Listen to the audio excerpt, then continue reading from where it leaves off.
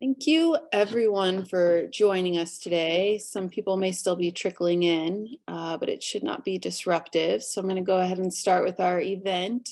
This is UCLA Rare Disease Center's third annual Rare Disease Day event. So Rare Disease Day, of course, is celebrated internationally, and we are happy to host this for the third consecutive year, with this year being really more patient-focused than in the past. And we have several wonderful speakers for you today. And we're going to start with the director of our California Center for Rare Diseases, Dr. Stanley Nelson, who will introduce a bit about our center and a bit about this program today. Very good. Thank you, Beth. Sure. I hope I come across clearly, even though I'm not on video. I'm here with you all. So I'm the director of the California Center for Rare Diseases and have worked for years in the rare disease space. I wanted to introduce, for those of you who aren't aware, what the California Center for Rare Diseases at UCLA is. And it's born from actually many years, if not decades, of rare disease expertise at UCLA to create a home for that integration and that cross-talk between basic science researchers and clinicians to advance the field of rare diseases broadly, more powerfully, particularly within the ecosystem of UCLA. So we're centered in the Institute of Precision Health. There are 61 faculty engaged in the program at UCLA. We try to promote how do we study rare diseases, how do we diagnose rare diseases, and how do we think about new therapeutics for rare diseases. And this spans the incredibly broad range of diseases that are called rare diseases, which are, of course, mostly rare genetic diseases, which is going to be a lot of the topics for today across four rather amazing people who've become engaged in the rare disease space in relation to their own specific family issues. But given that there's thousands of rare genetic diseases affecting several percent of the US population, even though each of us appears to be working in isolation, across the aggregate, it's a huge part of medicine, and it's a very important part of medicine. And we're entering an era where gene therapy, gene replacement, modulation of RNA is becoming more standard. And so there's an exciting new area. This is an area that rare disease researchers, geneticists, other subspecialty physicians will be leading the charge in terms of how we bring these new medicines into clinic, how we use them responsibly, and how we try to make an impact on disease. So just a little bit of the history of our world, where we broadly support rare disease diagnostic work. For the last 8 years, we've been part of the Undiagnosed Diseases Network, even though the CCRD started just before the pandemic in the fall of 2019. So we've been living in a pandemic world for our activities. We've been long involved in supporting the enterprise of how we go about improving diagnostics, from introducing clinical exome sequencing to participating in the Undiagnosed Diseases Network, to augmenting whole genome sequencing to improve structural variant calling, and then also augmenting it with RNA analysis to improve how we interpret rare variants. In total, we have about 31 clinician interactions at UCLA, clinicians who refer into the program, and there's been 61 external clinicians who've referred into this program, with an overall diagnostic success of 38%, which we're both pleased and disappointed with. So sometimes we solve diseases that really should be solved, at other times we have novel discoveries, and most of the time we still don't solve a large portion of those. And so we still need to keep working on tools and techniques. We have 20 faculty that are engaged in human subjects treatment trials for rare diseases in children or adults, or human subjects studies for collecting those samples, and those across a breadth of different areas in rare disease space. We've collected a set of biospecimens that we intend and do share with people rather broadly. We've tried to solve 351 complex rare disease cases over the course of the last several years, resulting in 130 diagnoses from whole genome sequencing and RNA sequencing. So 221 cases remain unresolved and are available for sort of discovery, hopefully with the impact of connecting back to the patient and returning a diagnosis. And the other 130 diagnoses create a set of cell resources that can be distributed, shared with other resources. We host a monthly CCRD genomic rounds, and those are open to the public. People can participate in it. And we have a breadth of different programs, affecting hopefully virtually all areas of rare disease research. So with that introduction and just sort of a general framing of what we're trying to do in the CCRD, we really are very pleased to participate in Rare Disease Day and are appreciative of National Organization of Rare Diseases for sort of conceptualizing this and pushing it forward. And it's really a very important aspect. And Beth McGee has done a great job of organizing this. So shout out to Beth. Thank you so much for doing it. And thank you to our 5 participants here. We'll all remain on the line after the 5 presentations, and we'll be part of a panel to discuss those questions that you'd like to push towards the clinicians that were involved in some of the sort of the case histories, the issues. It can be quite an open discussion, though. We don't need to push things in that direction at all. And it can be more about, the foundation work, the research work, sort of the advocacy that each person brings forward in their own rather spectacular, creative ways. So I think we have quite a breadth of experiences represented here today, and we can follow it along however the discussion goes. So with that, Beth, please, I hand it back to you. Sure, thank you. I realized I didn't introduce myself at the beginning. I'm Beth McGee. I'm the clinical nurse specialist for the Rare Disease Center here at UCLA.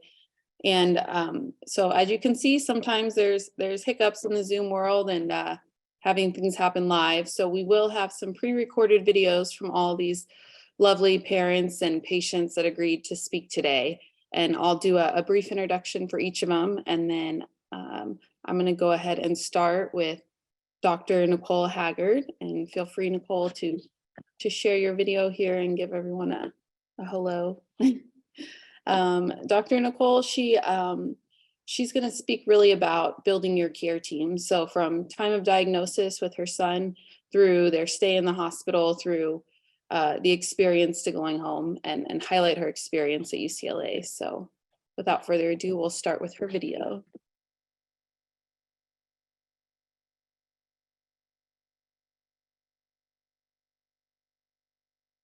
Hi, my name's Nicole. I'm here to share with you my story of my journey at UCLA with my son, Dazar, who has SCID, severe combined immunodeficiency. They often say that a phone call can change your life.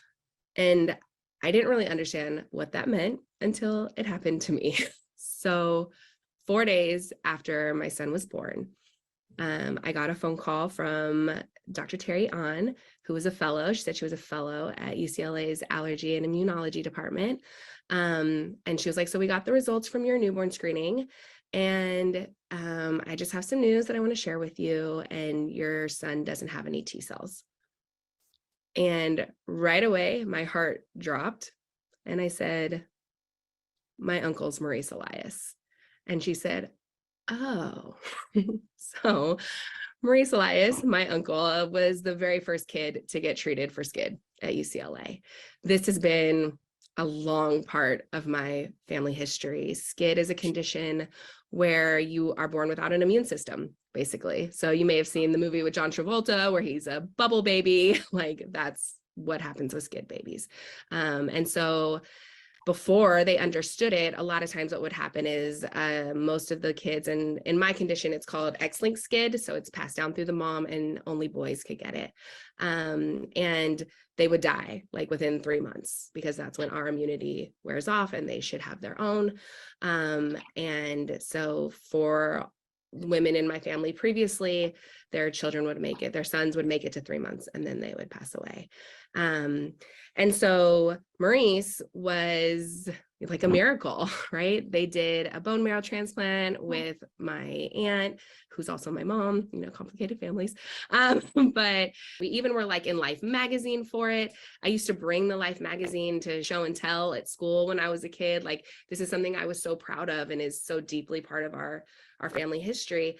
And then, so it's crazy that like when I was pregnant, none of us even thought of it. right? No one was like, hey, we probably should get tested. Even when I was talking to my OBGYN, my grandma came with me to an appointment one day and was like sharing the story. And I just feel like there was this protection happening for us that I didn't think of it and didn't stress about it during my pregnancy.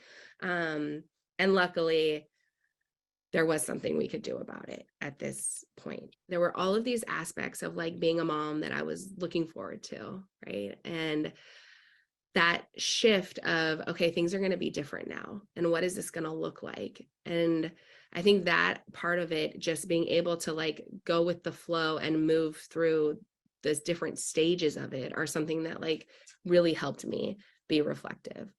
That night, I broke down sobbing, and my husband was just like, okay, you got to be strong. You got to do this for us. What are we going to, you're the one that's going to have to get us through that. And the next day, early in the morning, we got checked in to the Santa Monica location at UCLA. They came in, they told us all the rules of what we could and could not do. But honestly, it just like, you're just there and all these people are telling you all these things. And it can be a little bit overwhelming, but you also have this like team of people who are there with you. So like Terry is the person who called me. She was there the next day. And she was also there with Dr. Garcia. And Dr. Garcia had just done a follow-up study on my uncle. And so it felt like I was stepping into this community of people who understood so deeply like what was happening with my son. But you don't have your own people, right? I didn't have my partner. I mean, he could come visit every once in a while. I didn't have my friends, like people aren't there with you. So and this was like when COVID was new, right? This was like March 2020 it was June by the time we were in the hospital. So it was like that whole let's drive by the window thing. Remember when that was like so big, like for birthday parties, you do a drive by, right? So like, my family would like come to the window and like hold signs for us and wave. And my friends would like bring cookies or some food, right?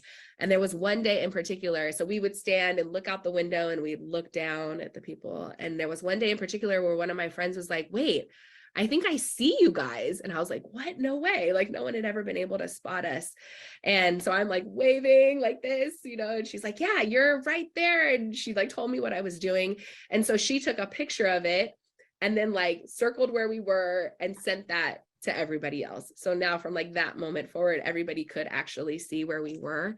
And there was something about that too. Like Zara and I would just like sit in front of that window and say hi to people.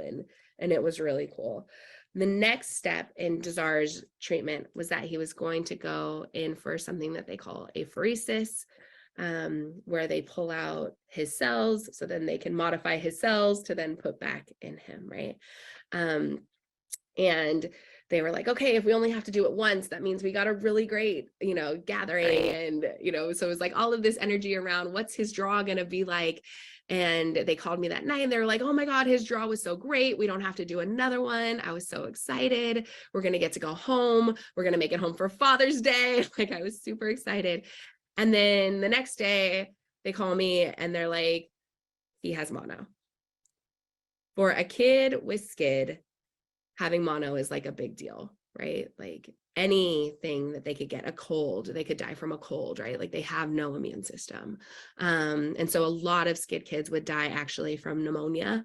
There's this like buildup of, okay, we're getting better, things are moving forward, and you have that progress, and then you have like 2 steps back. And I think being able to deal with that, like 2 steps forward, 1 step back, 2 steps forward, 1 step back, like it's this process that you're going through that you keep moving through. It became my job to be the explainer of all things that were happening in the hospital. And that can also be hard, right? Of just having to repeat it over and over again. And so some things that we did that really helped was I would have just like an open Zoom room at a certain time every day, and whoever wanted to pop in could pop in, and I would only have to like explain it one time, right? And then they would go and tell other people that were curious. Instead of having like individual texts, I had like one text thread. I made like a private Instagram page for so that I could do pictures of Czar too, right? So people could see the pictures. Eventually, finally made it out of the hospital around Halloween.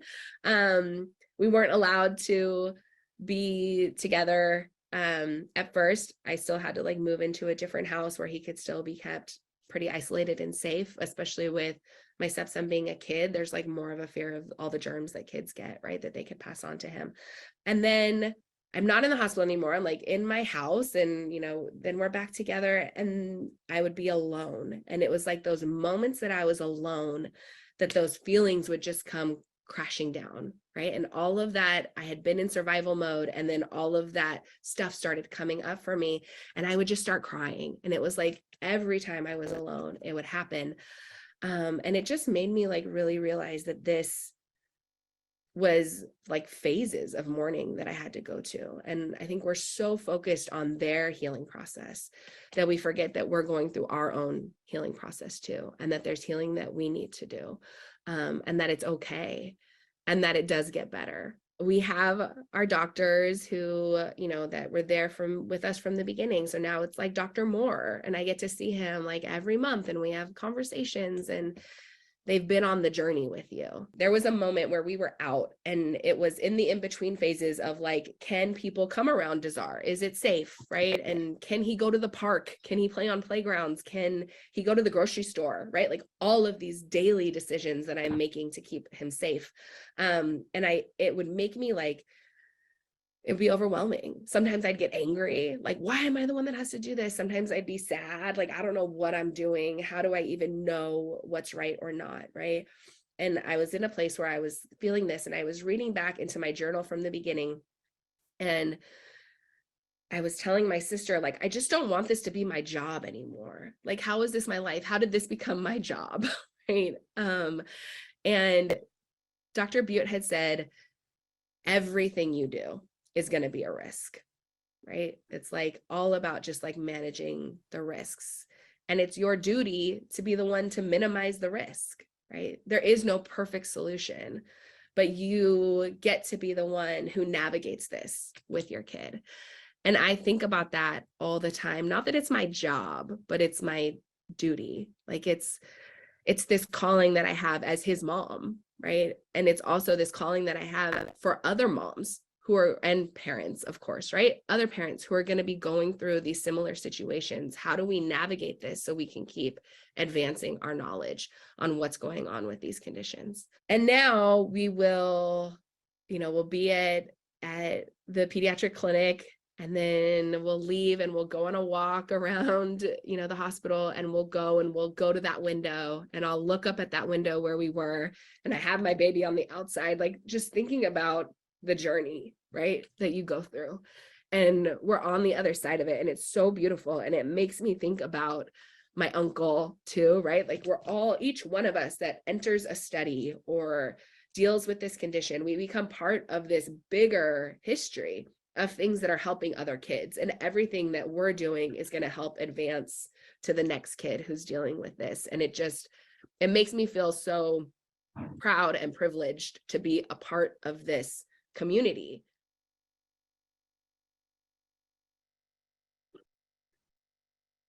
Thank you, Nicole, so much for your video and for bringing up points that probably many people are going through.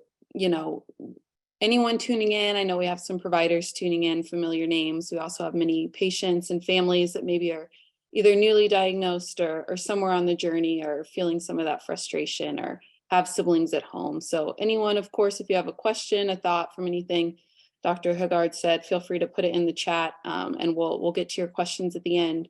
One of the providers she mentioned too, I meant to mention at the beginning, Dr. Manish Butte, he'll be part of our panelist as well. He's one of the co-directors of the CCRD, as well as Dr. Julian Martinez, our geneticist. He'll be on the panel too at the end to answer any of these questions that you put in the chat. So I just want to make sure, yeah, feel free to wave to everyone, show your face. So we'll get to those there. I'm going to go ahead and introduce the next speaker's video, which is Sophia Van Wyck. Sophia, feel free to, if you're in a place where you can show yourself here.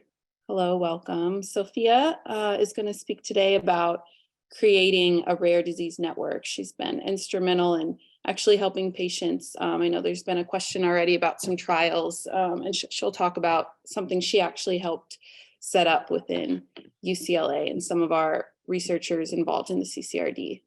I'll let that project now.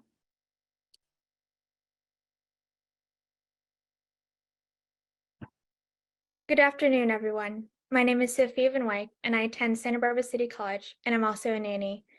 In my spare time, I love to sing anything from musical theater to opera, ride horses, help with polo games, and hang out with family and friends. 2012 is when I first received my diagnosis of a rare wrist deformity called Maudling's deformity.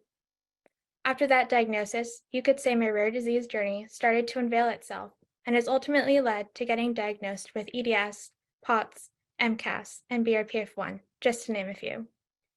Many have probably heard of EDS, POTS, MCAS, but much fewer have heard of BRPF1. BRPF1 is a rare genetic disorder that can lead to many symptoms that include, but are not limited to, developmental and intellectual delays, as well as language and reading skills. All my life, I've known that I was a sensitive and unique kiddo, and I've been very lucky to have a doctor as a mother. Having her beside me from the beginning and throughout my health issues has been a blessing and has helped her gain more knowledge about these rare conditions. With the guidance of my team and mother, we were able to use Ambry Genetics, a lab that has many tests that your primary care physician can order. There was a test that my mother was interested in running, and we didn't really expect much, yet BRPF1 was detected. I was so lucky to have found Dr. Bianca Russell, who is a clinical geneticist and who also runs the Chromatinopathies Clinic here at UCLA. She and her fantastic team have helped me better understand my condition and how EDS and its comorbidities now connect the dots. Dr. Russell and her colleague, Dr. Valerie Arbolita, have been wanting to create a research study for BRPF1. They asked me if I would be interested, and I said yes. The study consisted of giving a blood sample, a skin biopsy, and a questionnaire. These samples were and are very important to Dr. Russell and Dr. Arbolita, as they will help them understand more about the uniqueness BRPF1 brings and potentially create a better targeted treatment. For the research, I was able to recruit more than 20 patients to the study, thanks to a thriving and growing Facebook community. I never expected to find a BRPF1 support group, much less to find people who would want to join the research study. Since being diagnosed with multiple chronic illnesses, I have been led towards bringing more awareness and education to others about these conditions, and also sharing my personal journey via social media. Being able to connect so many dots to other diagnoses and past history with my recent diagnosis of BRPF1 has been so eye-opening, and I've met so many other amazing people with similar diagnoses. Being able to help the medical community by recruiting BRPF1 kids and adults has been amazing, and hope this study will help doctors and medical professionals know more about this rare condition. To all my fellow zebras, I know life is hard and it's painful and so many other things. Keep advocating, keep pushing forward, and soon we will have those treatments. You are not alone, and we are in this together. Thank you.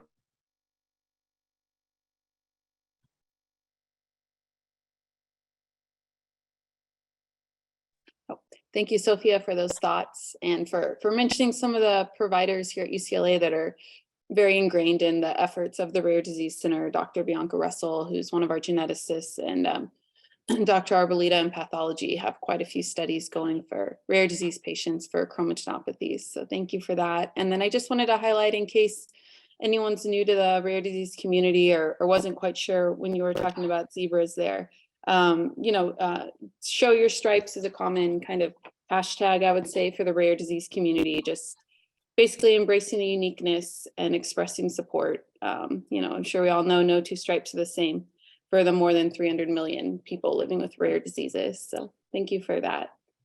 Our next video will be Annie Nelson. Go ahead. Thank you for joining us today. Annie is the mother of a patient at UCLA and Elodie, and she'll go ahead and talk in this pre-recorded about basically improving access to information. Really talking about how small conversations that you have with others can lead to big results. We'll go ahead and show that now.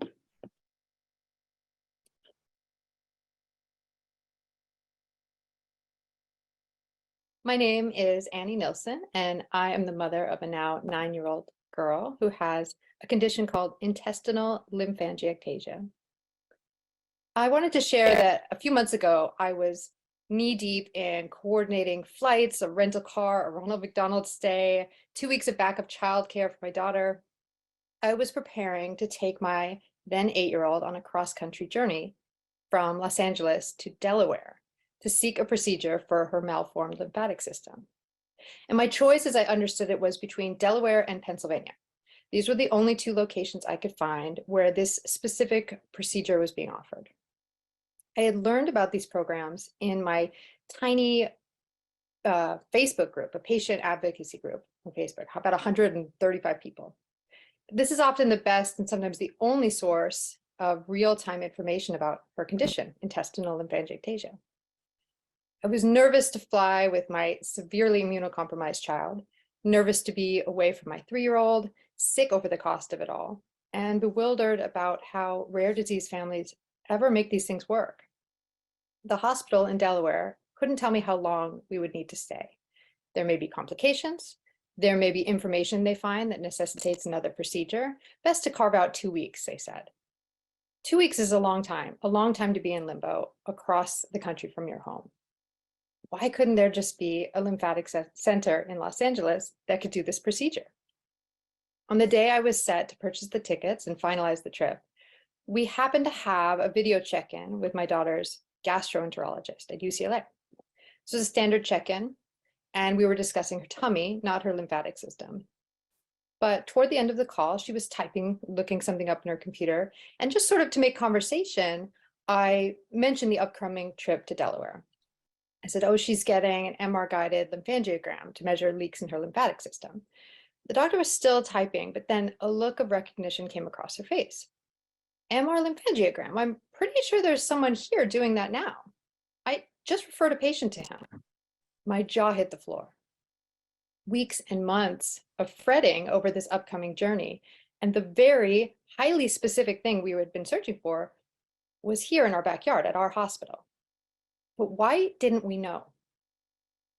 That afternoon, we had an appointment lined up with his new doctor. He's an interventional radiologist. He'd started a lymphatic imaging and intervention center at UCLA. And I searched to find more information about his program. Now, I'm an expert Googler. I mean, what rare disease parent isn't? Kind of by necessity, we excel at finding these snippets of useful information buried in obscure papers tangentially related to our children's conditions. So when I tell you I had searched for a local lymphatic center that could provide the imaging and treatment my daughter needed, I mean, I had scoured the internet. And yet, until I had been given this doctor's specific name, nothing came up. Even with his name, the information I could find was pretty scarce. It wasn't even until we met a week later that I was sure that his program existed and that he could help us. So what went wrong? And how can this system work better? Rare disease families often fall into these niches between specialties. Our daughter's malformed lymphatic system, for example, it causes her to leak proteins through her intestines.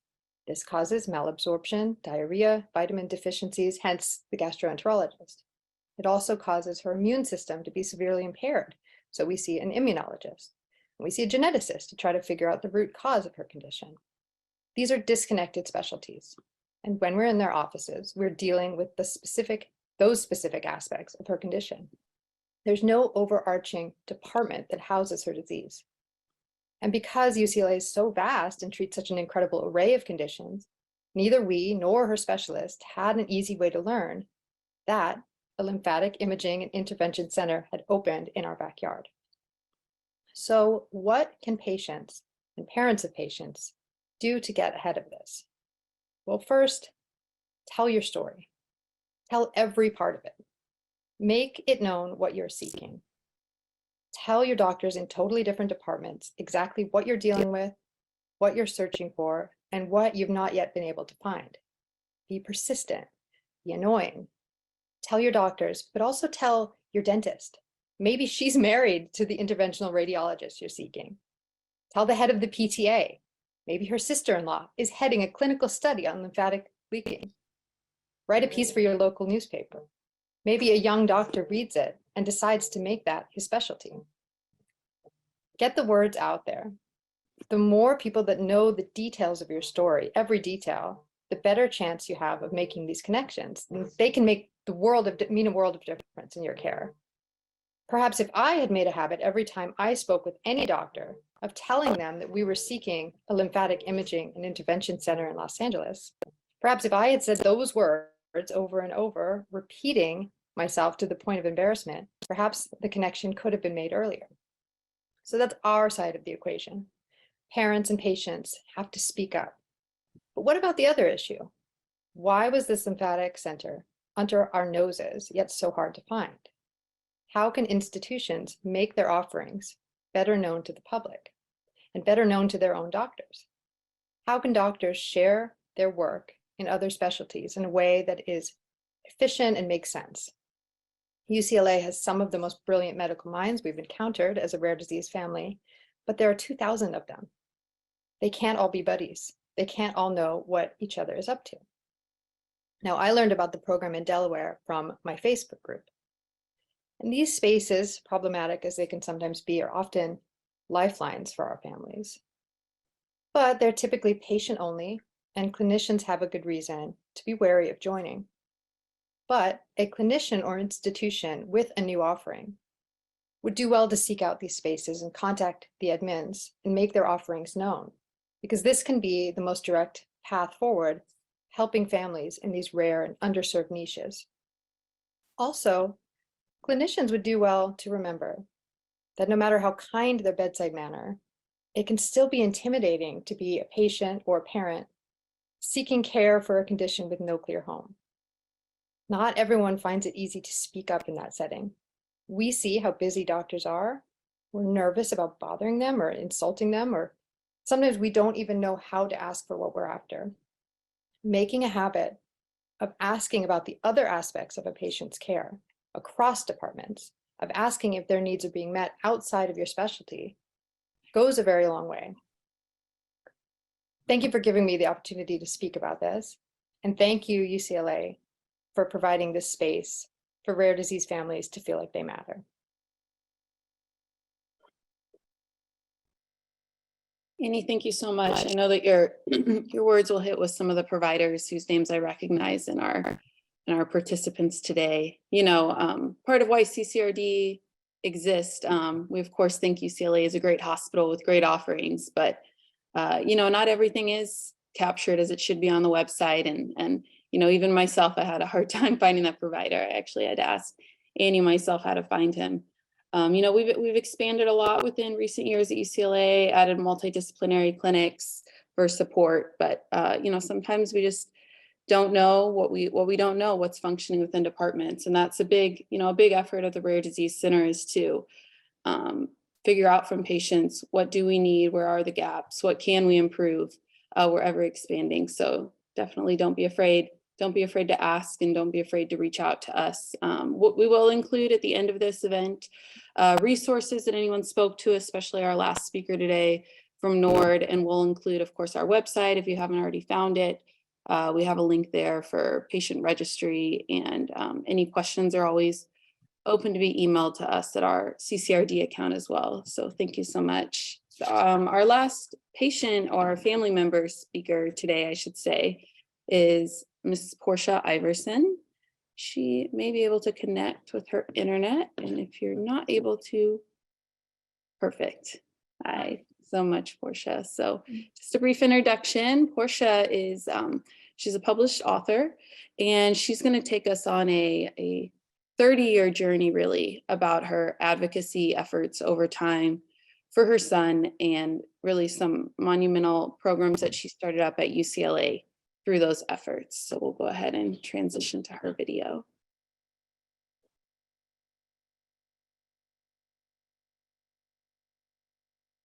Hello, my name is Portia Iverson, and I'm the parent of Dove Shestak, who is 30 years old.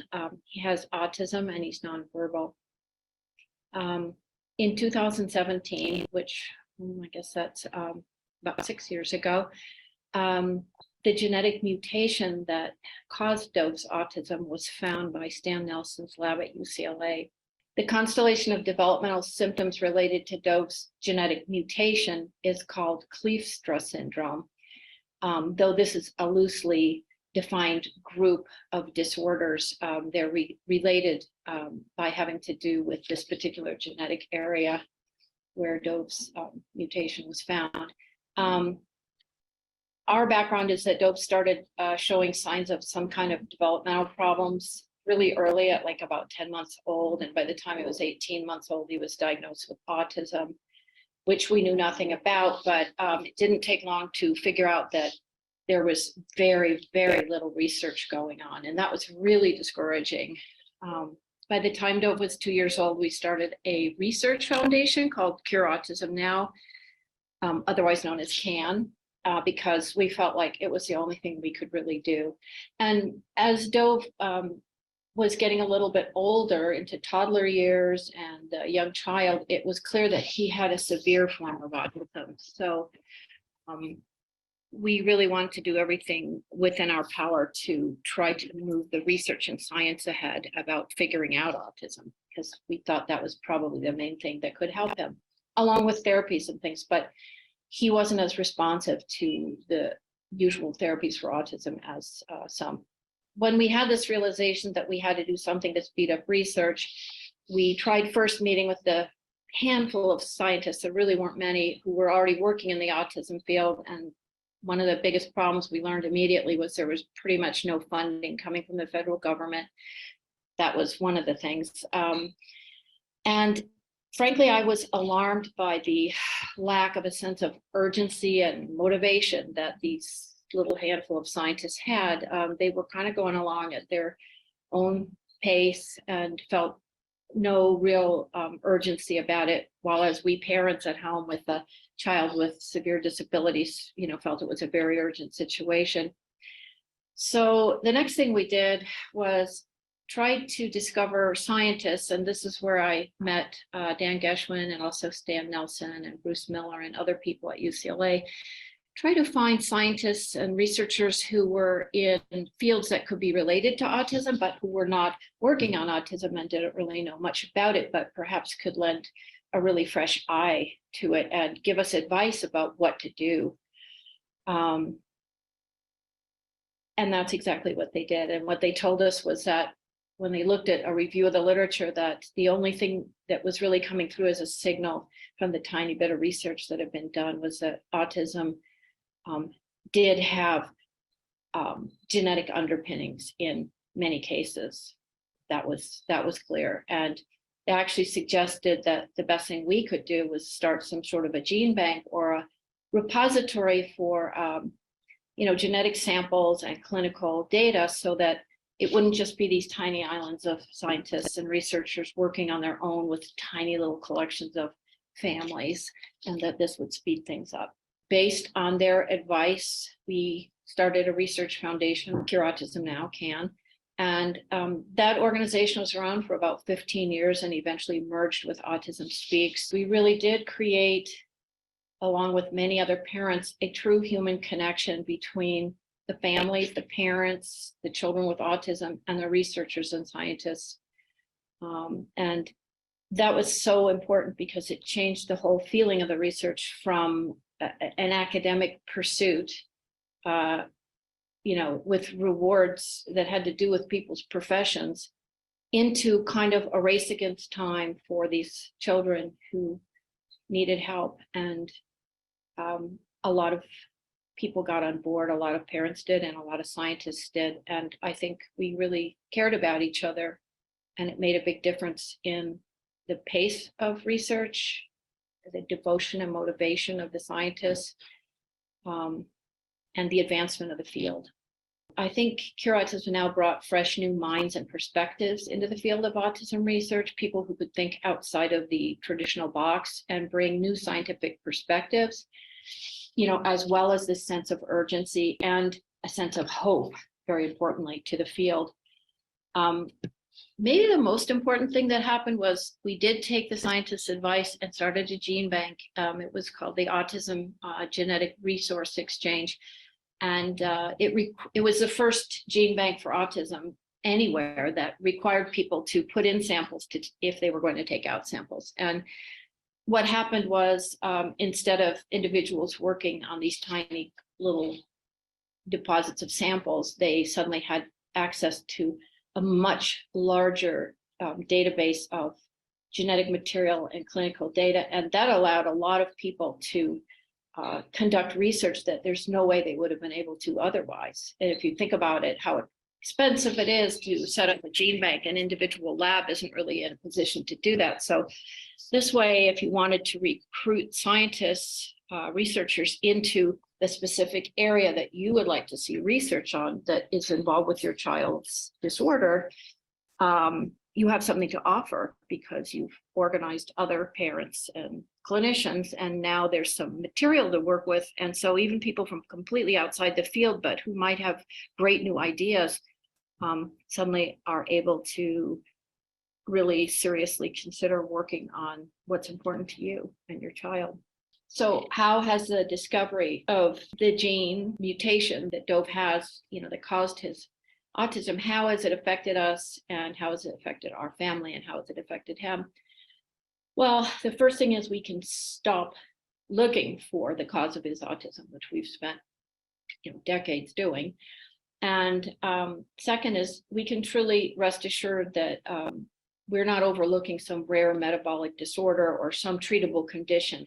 The second thing is that because Dove's mutation was de novo, which means it was new, and my husband and I didn't have it, that means that our other children are not at a higher risk than average for having autistic children themselves. And that was a relief for them and for us. And we still have the same problems, of course, which other people will find themselves having, if not now, later, having a hard time finding good medical care for Dove. He's so specific and specialized.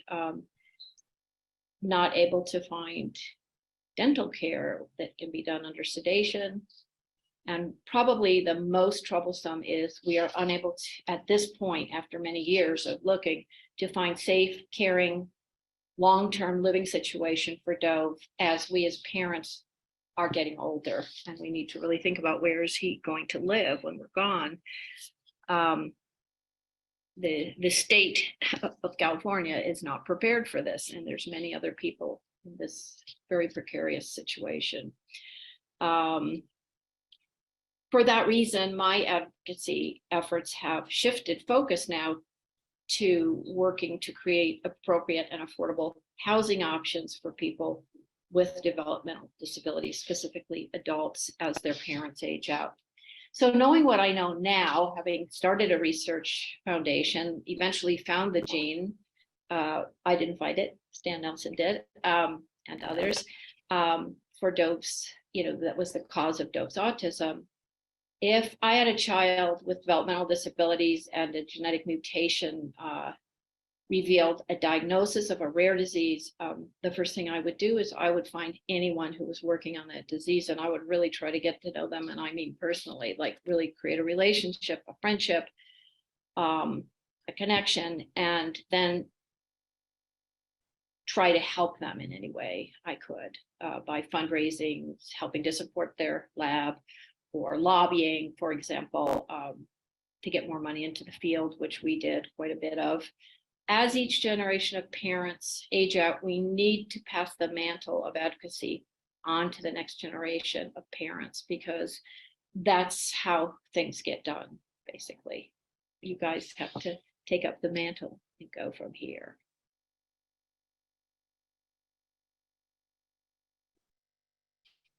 For sure, we really appreciated that, and really everything that you've done for UCLA with autism research.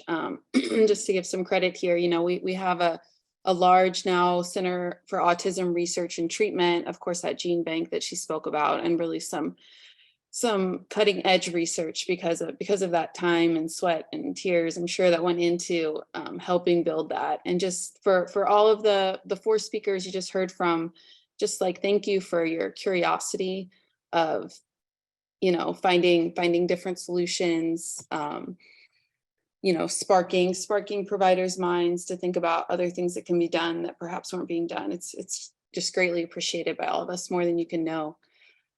We have one more speaker that's actually going to speak live today. I'm going to introduce Miss Alicia Lawrence. Hello, Alicia. Alicia is a social worker. She's a licensed medical social worker who works for the National Organization for Rare Disorders. So probably many of you are familiar with this, although I'm surprised sometimes patients that'll call us that aren't really familiar with the resources. So anyone, we've already had a couple of questions pop up about perhaps resources for reimbursements or even to get somewhere or trouble that they're having. So I'm going to let you go ahead and share that presentation for us so we can learn a little bit more. Hi, everyone. Again, my name is Alicia Lawrence, and I'm the Information and Resource Services Manager here at NORD. And in my role, I manage the Information and Resource Services Department, which is another way that NORD responds to the rare disease community. Next slide, please. Next slide, sorry.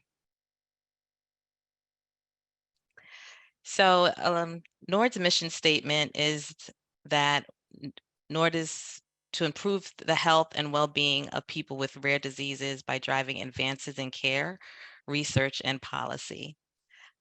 Just a little bit about NORD. NORD is a patient advocacy organization dedicated to all individuals with rare diseases and the organizations that serve them.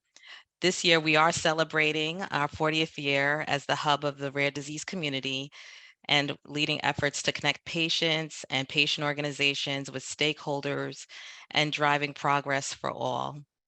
In the late 1970s and 80s, patients and families living with rare diseases felt alone and forgotten.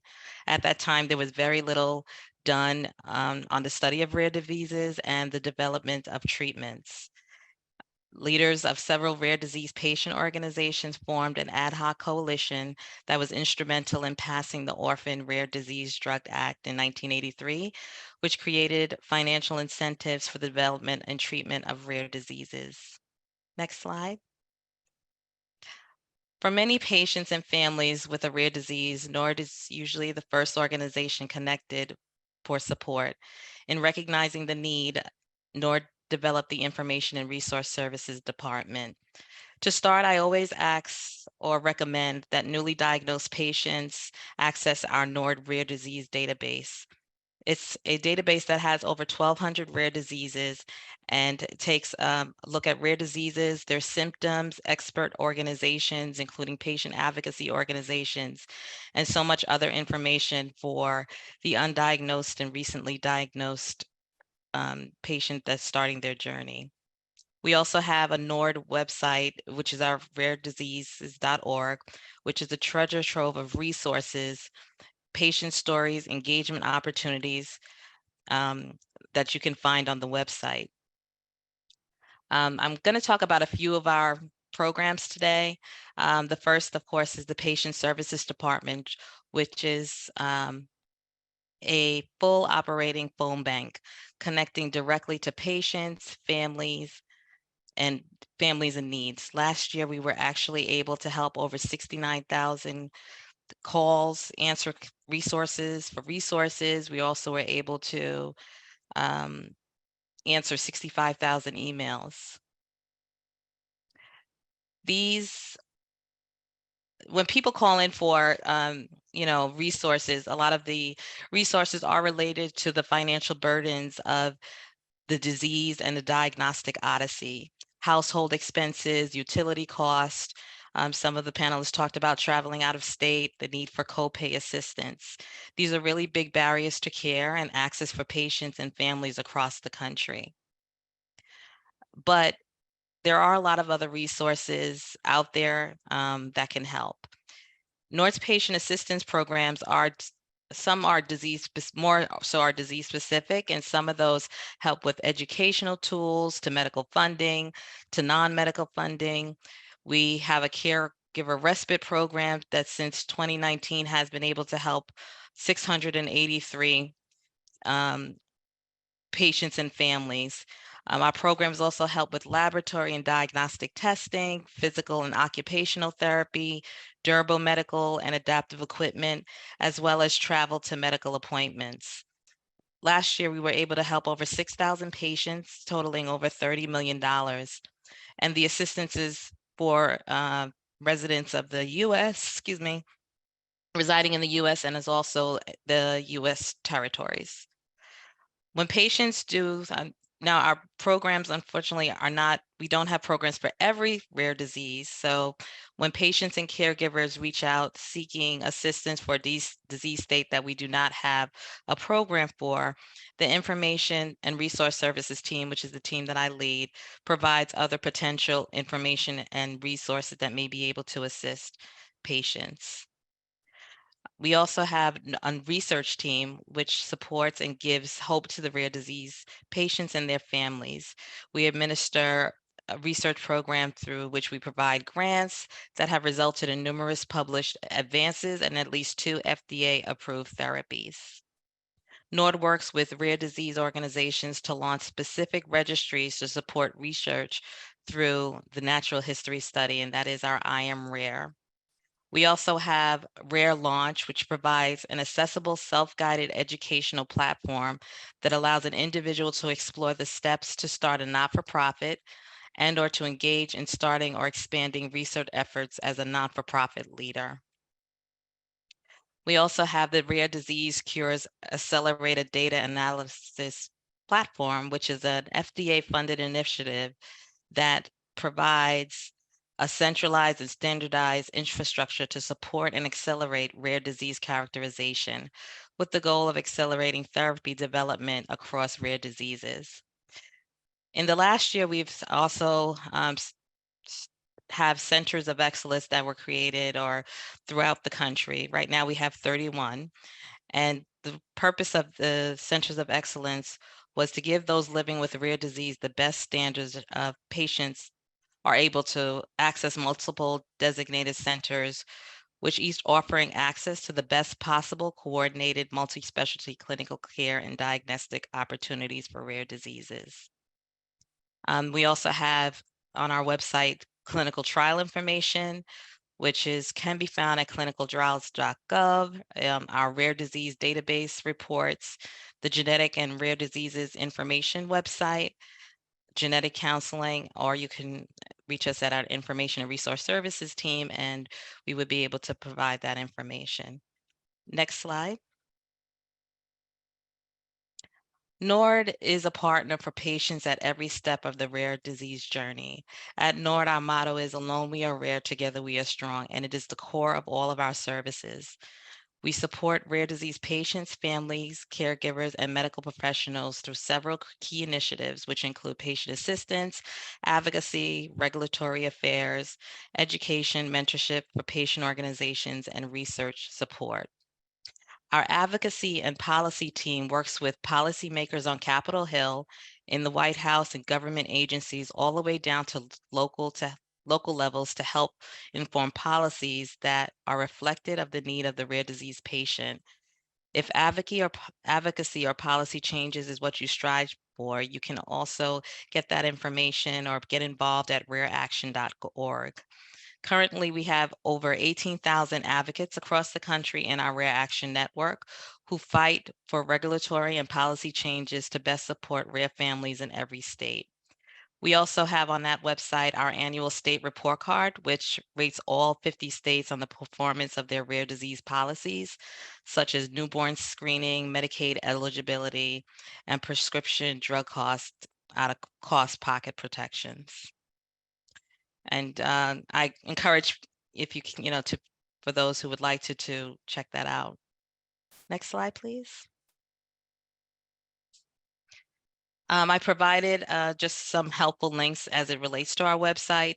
The NORD website, which again is rarediseases.org. If you have email inquiries, you can email orphan@rarediseases.org.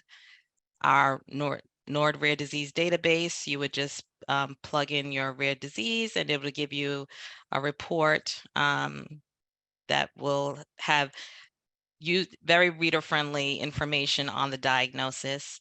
Our patient assistance programs, that information is there along with the link, and information to our resource and information and resource services team.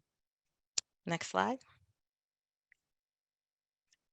This is why Rare Disease Day is so important. It's community support and advocacy for testing, treatment, and coverage with advanced the overall care of rare disease patients. We must continue to create awareness of rare disorders. And I thank all of you working to support the rare disease patients and should look to NORD as a partner on this journey. Next slide. Thank you again for the opportunity. Thank you, Alicia. I'll invite all the panelists to go ahead and turn your videos back on. We still have about 15 minutes left of this event. So thank you again all for your stories and for everyone for staying on here. If you haven't written something in the chat and a question came up, please do. The audience members, unfortunately, we won't have it where you can ask a question live talking, but you're welcome to put it in the chat there. Dr. Nelson did answer a question live, although I'm not sure if everybody saw it. I might actually even have Dr. Martinez kind of address it a little bit too. Someone was asking about kind of, I know I get calls all the time about people being confused, the Center for Rare Diseases. So could you explain a little bit about how we're not a clinic, but more of what we offer?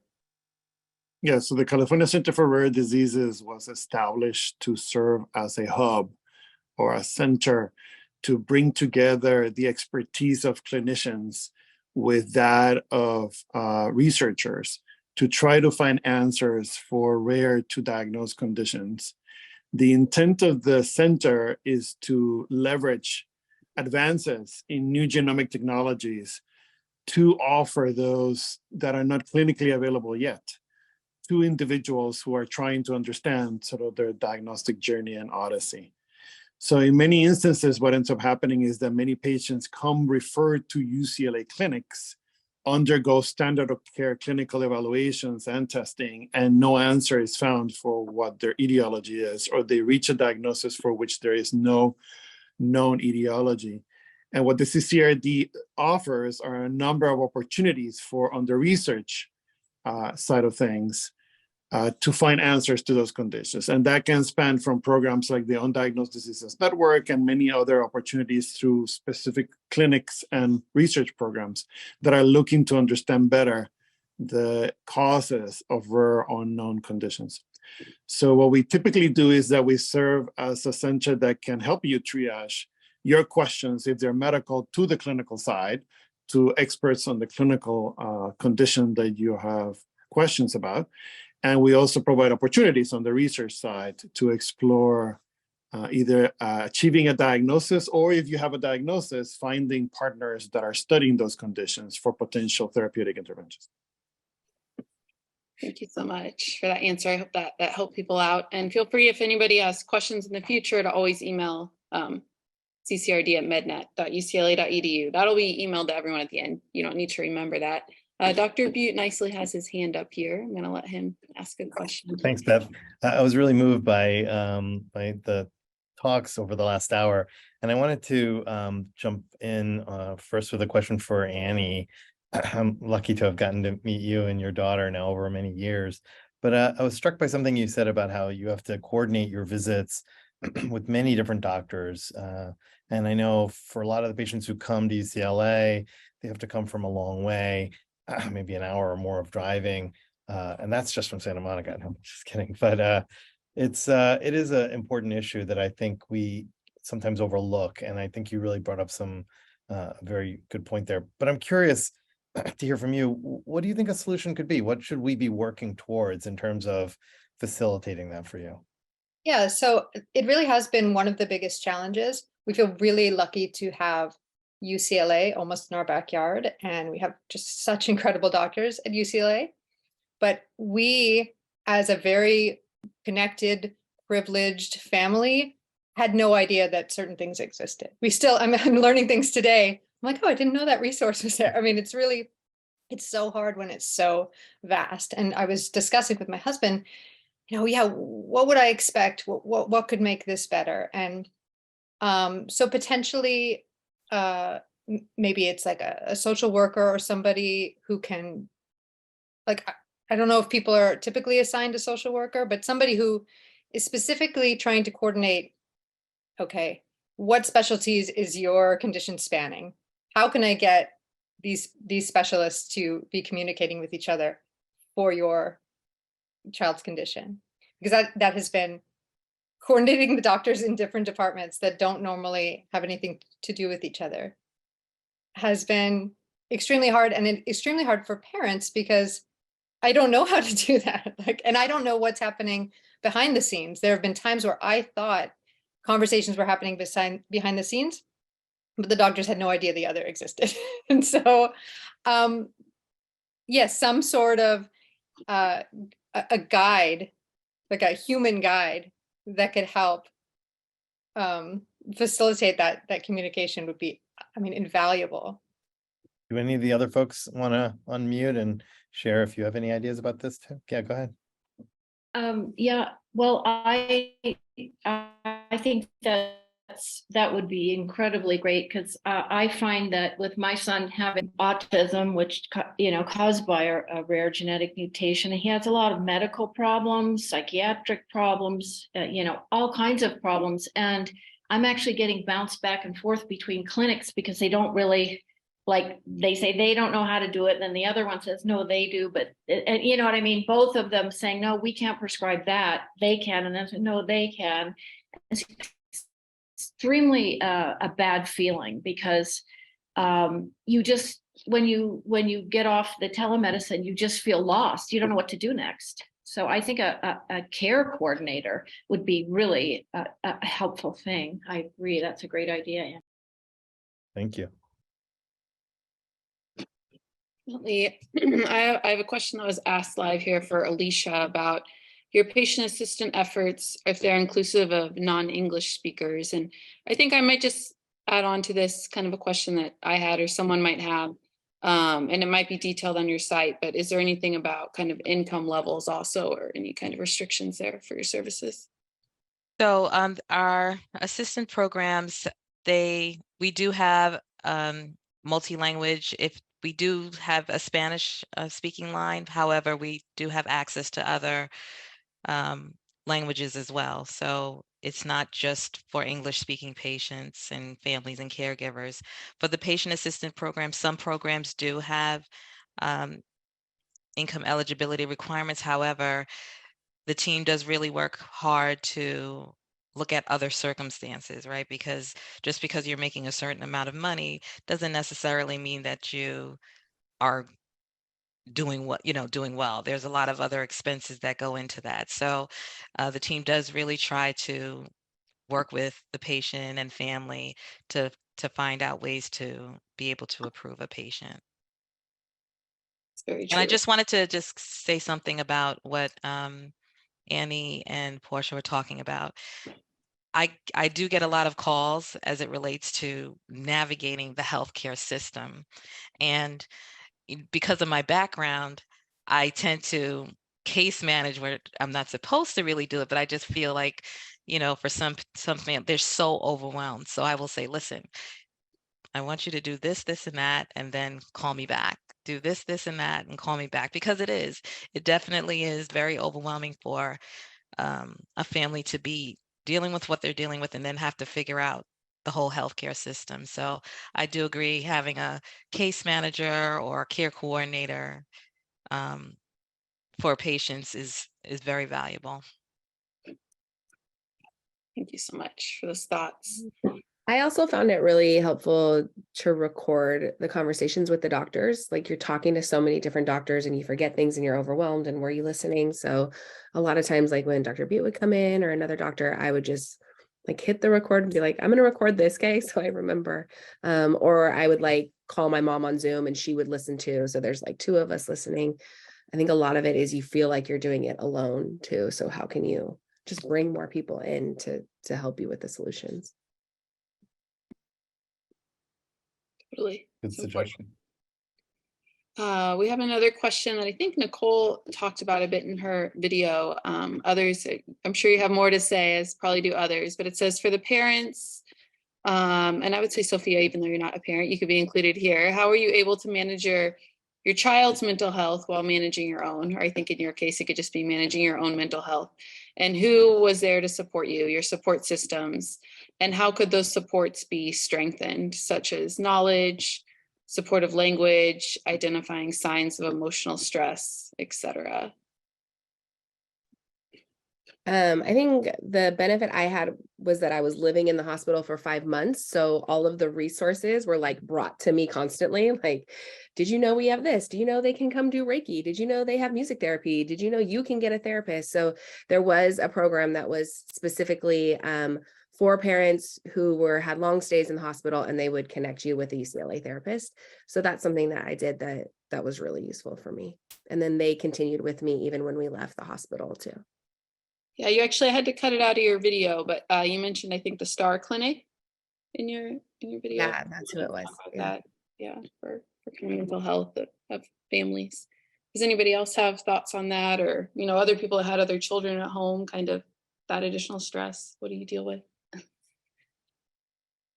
I would say joining a support group, an online support group, or making one if it doesn't exist. I was skeptical as to how much that would end up helping my own mental health, but just genuinely just talking to other parents who are going through it, whether it be your specific rare disease, or if that really doesn't exist, it's too rare, a rare disease parent group.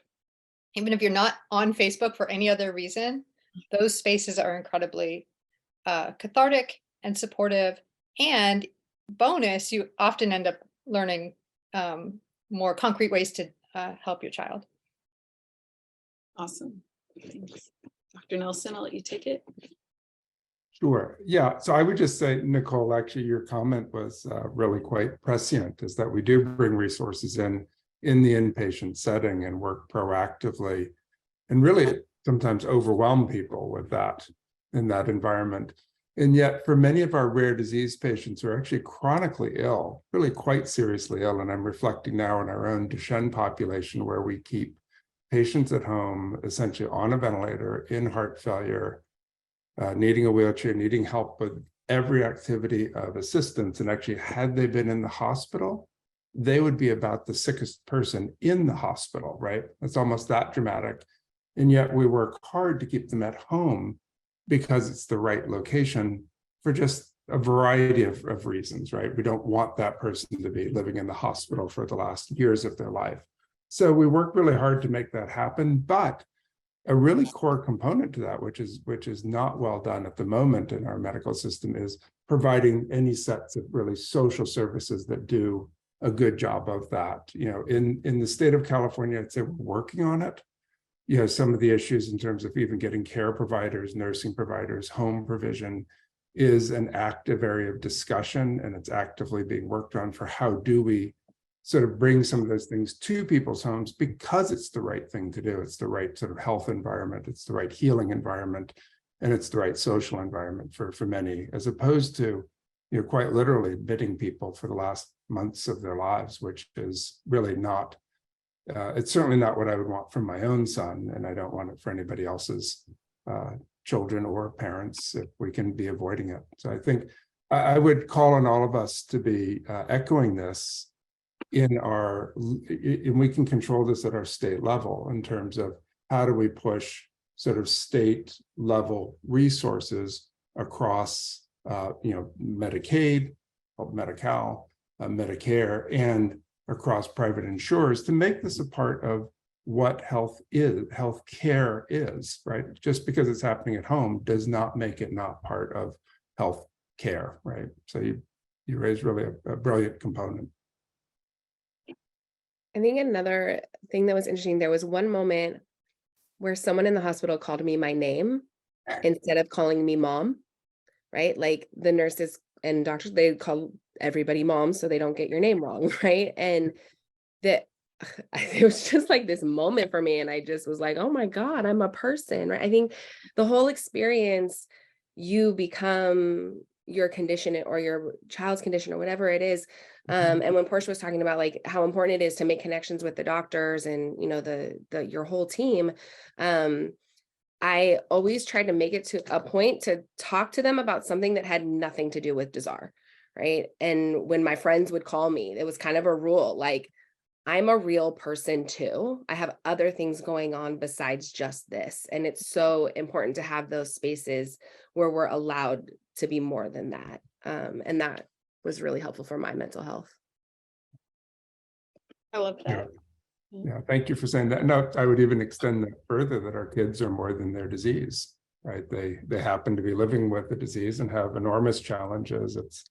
It's different than our own experiences. It is far from the tree, if you will, right? So we have a hard time appreciating what they're going through because we're not living it. We're living it from a different perspective. But you know, they're much more than the disease, right? There's still a life to live, even with a serious progressive disease.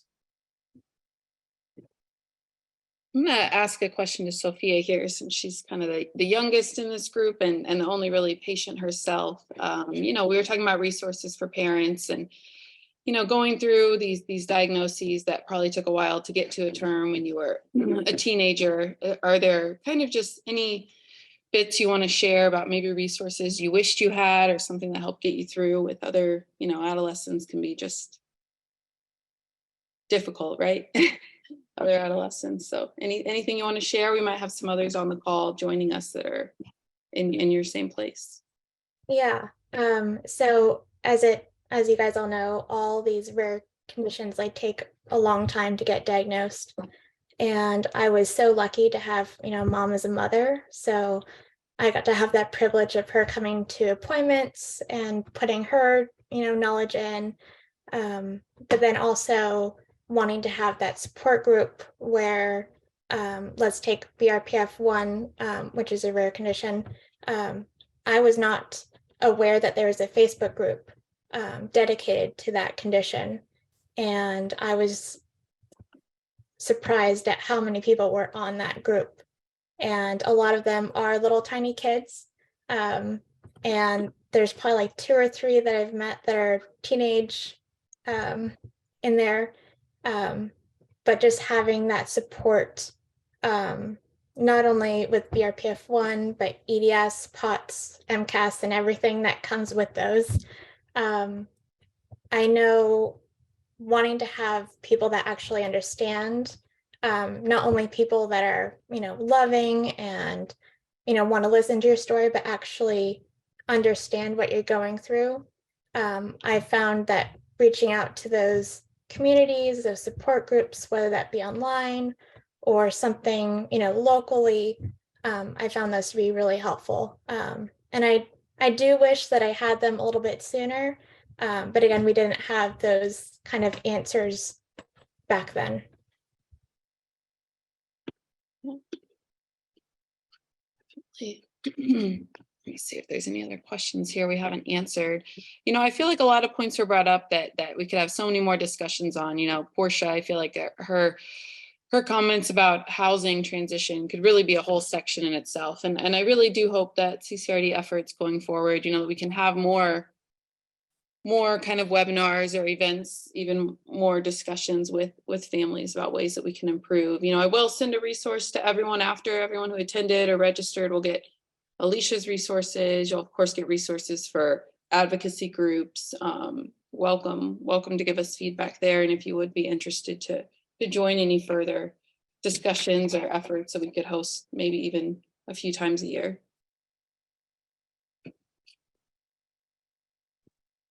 Yeah, and Beth, I was just going to echo your comment that, you know, please do give us feedback from this. I think this is, you know, one of potentially many opportunities to have sort of a community discussion. We receive inputs from many, and we live in the rare disease space in a variety of ways, but not in every possible way. That's really quite impossible. So I think, you know, I think it's very much appreciated to hear your stories today, but also for those that are on the call listening, this has provoked sort of commentary. It's useful to receive those in writing, and then also for us to be thinking about how we sort of move UCLA Health in a way that works better for our rare disease patients heading into the future.